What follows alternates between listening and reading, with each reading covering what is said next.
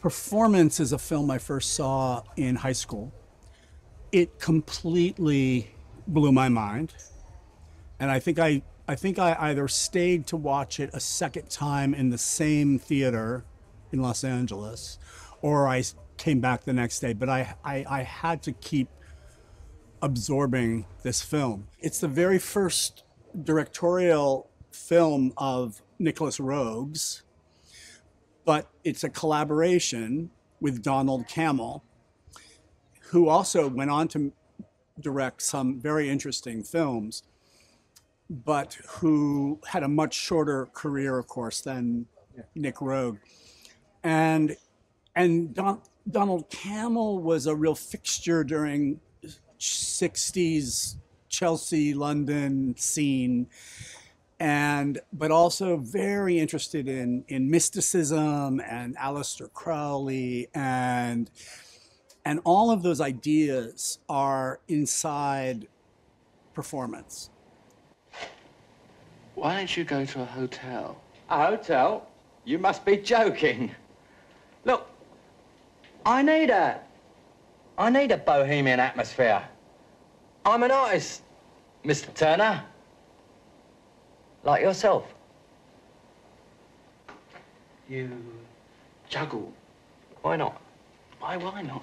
Why not? A jongleur. It's the third oldest profession. You're a performer of natural magic.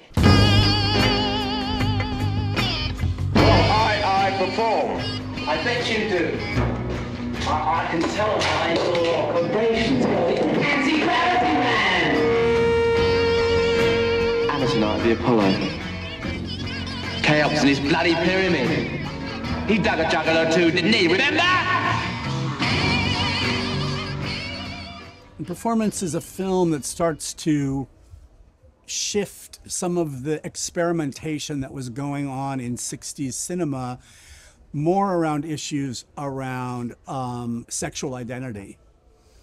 And so you see the beginnings of those ideas getting played out. And it also explores the 60s underworld, the criminal underworld, and it's sort of inspired by the Cray brothers in some of the characters.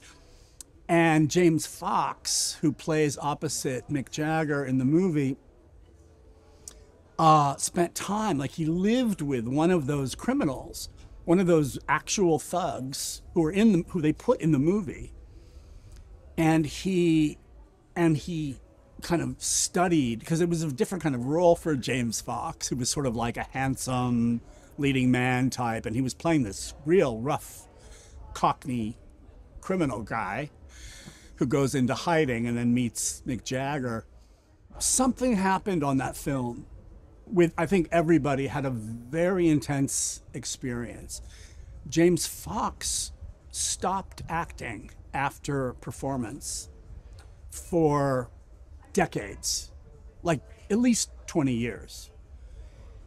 And it's hard to not attribute the film and that experience to that delay in his career, because he's also drawn into this world of Jagger and Anita Pallenberg and this crazy androgynous bisexual rock and roll scene.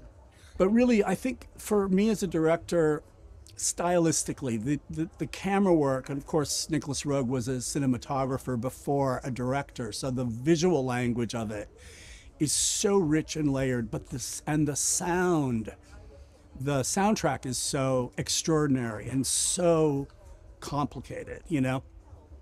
So it just functions on so many levels. It definitely was a film that I looked at the most for my film, Velvet Goldmine.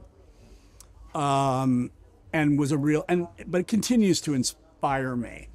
And I'll just end by describing the most remarkable true story of Donald Cammell, who started to study the act of dying later in his life, and then he became sick with cancer. And the very last scene in Performance, James Fox points a gun at Jagger's head and shoots the character. And we travel through Jagger's head.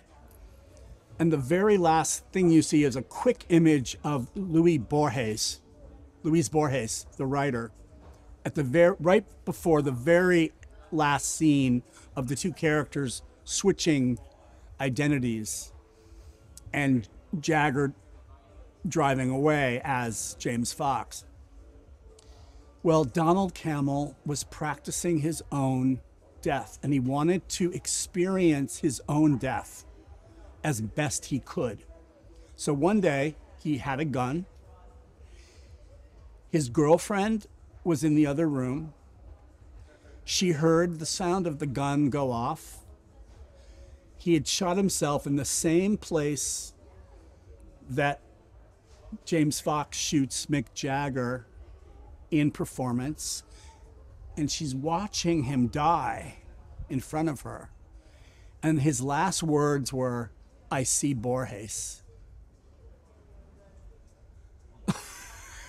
There's a documentary about the making of Performance that expands on all of this. It's a great documentary, totally worth it. But that story is something beyond anything in movies. I mean, it's pretty crazy.